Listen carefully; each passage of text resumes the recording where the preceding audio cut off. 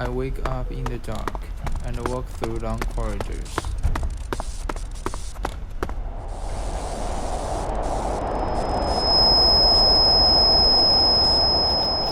I stand on huge and endless paper. I climb step by step. Under my feet, there are countless tiny insects and ants. My hands are cold and my feet are smooth. I'm about to fall into the abyss. My instinct tells me I need to grab something.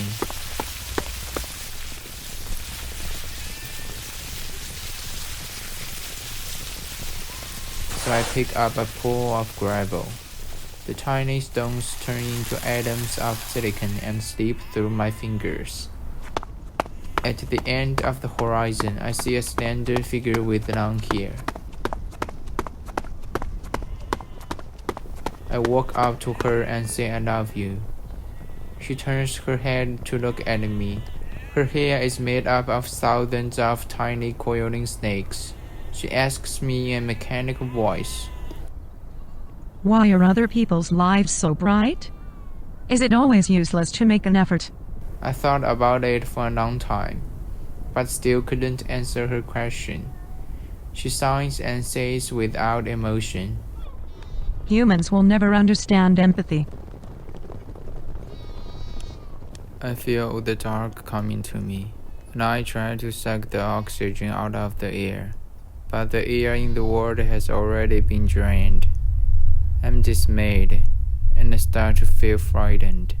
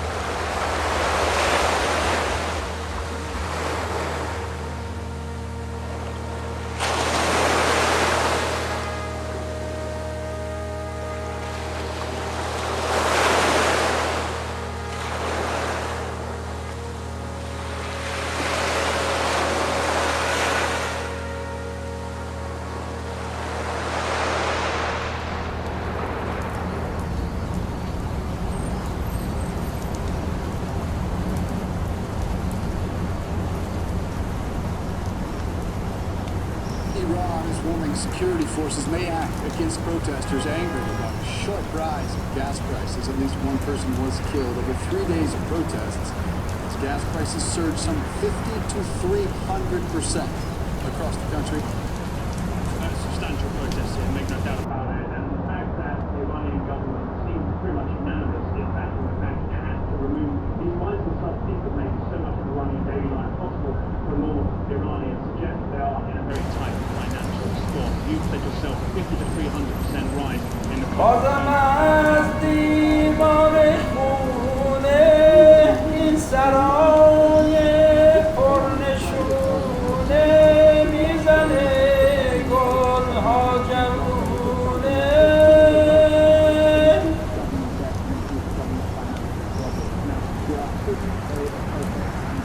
از سفر کرده ما خبر بیاد شب انتظار ما به سر بیاد شب انتظار ما به سر بیاد بازم آفتاب بی پیش آسمون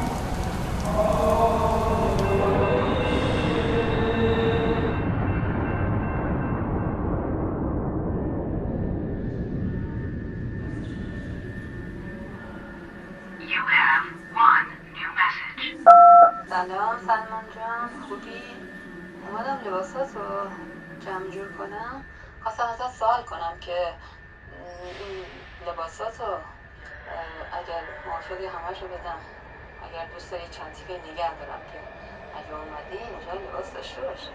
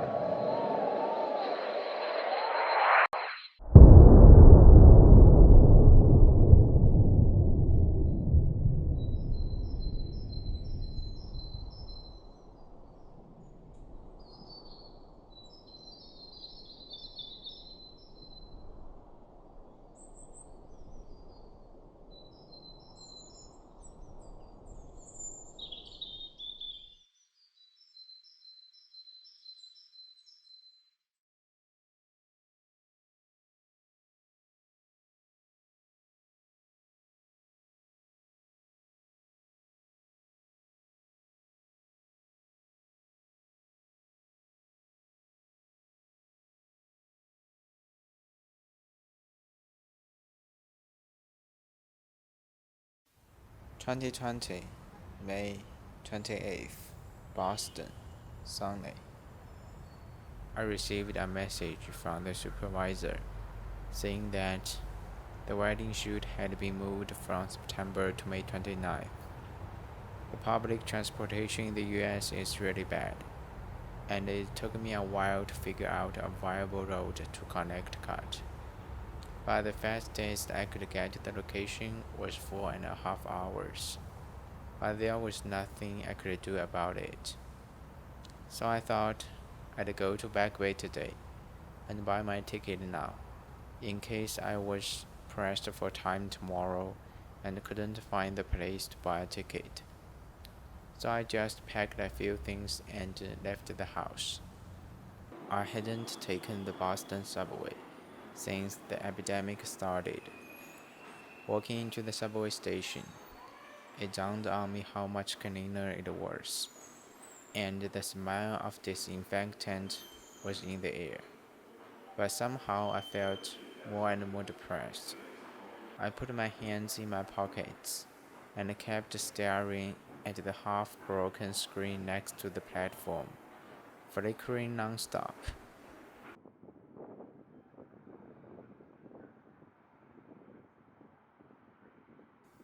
It should have been a good thing that it was finally summer in Boston, and I didn't have to keep the heat on all day. But the hot air made it even harder for me to breathe with my mask on, and my whole face was damp with sweat and uncomfortable. I didn't dare to take off the mask for fear that a virus might be hiding in some corners. A homeless man pushed a wheelchair in front of me and asked me for $1 so he could go buy some food. I shook my head awkwardly and whispered sorry. Not sure if he could hear me, but he saw that I didn't react and pushed the wheelchair away. As he walked away, instead of condemning my kindness, I questioned my ability to speak again. It has been almost a year since I came to the United States, and I seem to be in a consistent state of isolation, afraid of communicating with others and scornful of all social activities.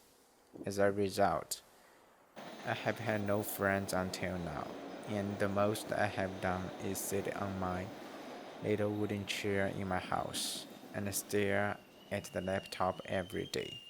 However, I wish I had gone out and opened myself up to more opportunities so that I could grow and make most of the resources around me. Maybe it's because at home, my life has been decided by others. My teacher dictated the assignments we had to complete every day. My mother dictated the path I would take, and the society dictated my future class.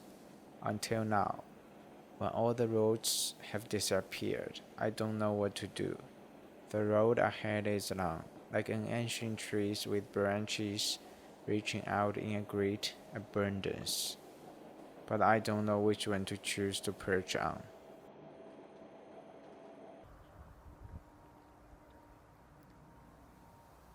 I have been a state of imitation for a long time. Even when I am creating my own work, I am consistently imitating others. When I was a child, I imitated the writing skills of others, and I won a prize in an essay contest. Long after that, I imitated others' filmmaking style and went to the graduate school. But I didn't seem to know what I really wanted to say, and it was possible my truest state. The concepts were always desiring the desires of others. Indeed, human subjectivity seems to be completely dead at this moment.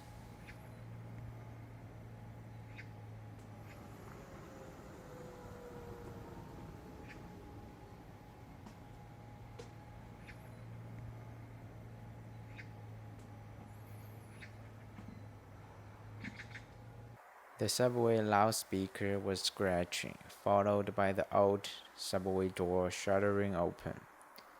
Everything was the same as always, except that there was a summer heat in the air. I walked out into the lobby and was suddenly disoriented. The place to buy train tickets was supposed to be separate from the place to buy subway tickets, but I couldn't find it. The staff was standing right next to me, but I didn't dare open my mouth for fear that I might get stuck and suddenly not be able to speak, which would be humiliating. So I started wandering around the station and inadvertently saw a different entrance than the subway. That must be the platform to enter the train, I thought. So I walked in, but the platform was empty and there wasn't much sunlight coming in. It was like being on a set of the horror film, and the whole environment was full of weirdness. I fled and returned to the ground platform, where the noise of the crowd was again surging. I couldn't help but look down again, and the darkness was still there, as if it were two words.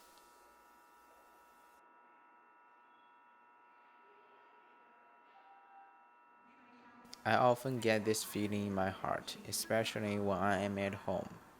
I left home, got on a high-speed train, and in just half an hour I was in another city. I wondered how I could have arrived in half an hour in two places that felt completely unrelated to each other. The transition was so sudden that I couldn't believe it was happening, that it was happening to me.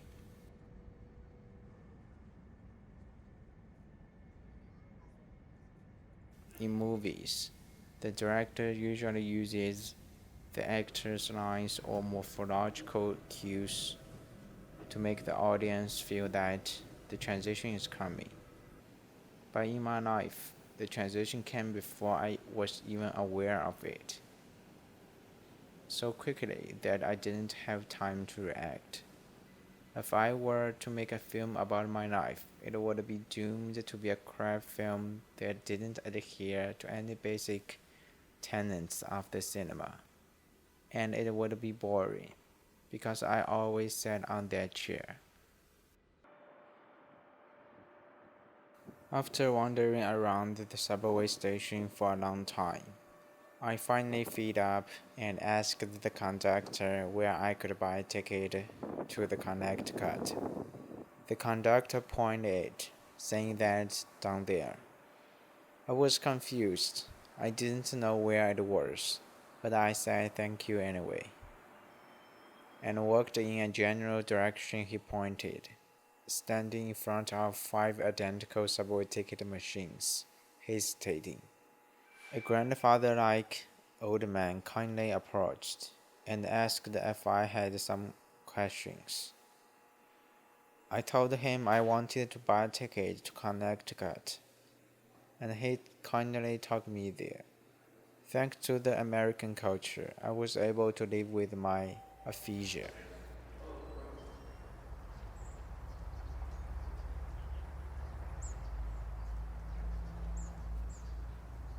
I came to the machine and was about to insert my card when I suddenly realized that something was wrong. The epidemic is at its peak in the United States right now. So why would anyone want to move their wedding up when it should be postponed? I hastily took out my phone and locked it and looked at it and saw that it said 5/29/21. I smiled bitterly, put the card back in my pocket, and left.